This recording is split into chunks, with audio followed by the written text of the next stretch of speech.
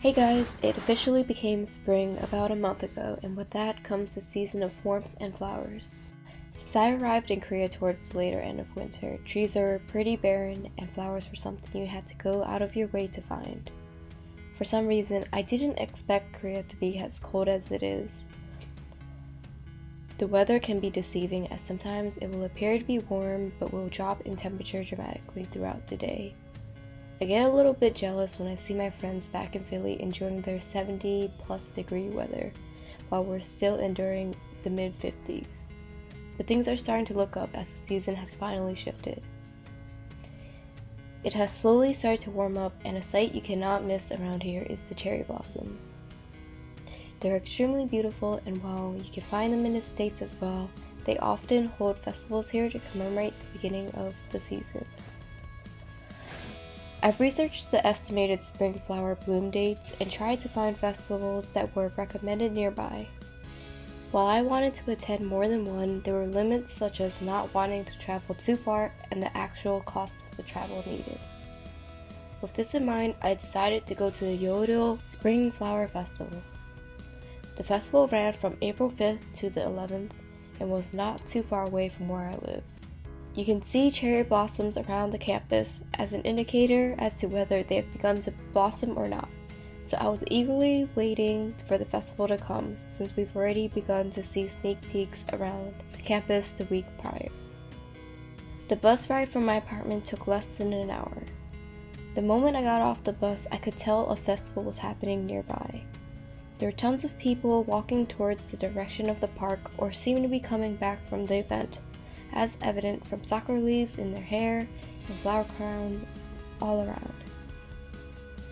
As I got closer to the entrance, you can see food vendors lined up and little stands set up with goods. Upon entrance, a large arch stood greeting you to the park, and not too far away was a tourist information booth. The people at the desk were very friendly and had brochures in a couple languages. Thankfully, English was one of them. They explained to me when the events were and where to find them and what there was to do around the festival.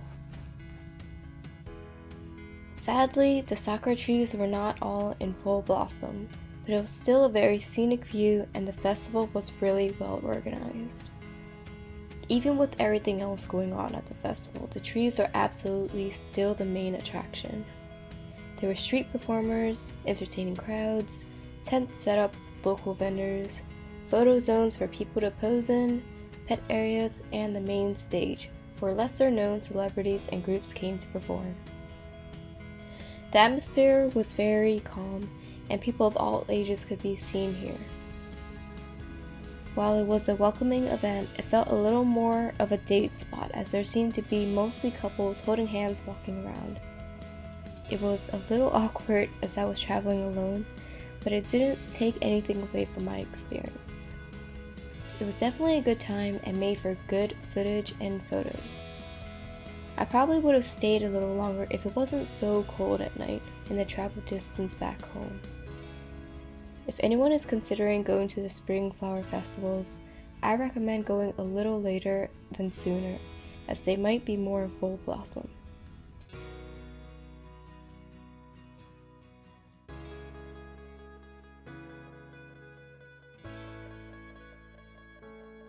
Anyways, that was a quick overview of my trip to a Sakura Festival.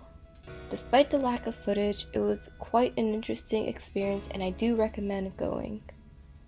That's all for this video. See you guys in the next one. Bye!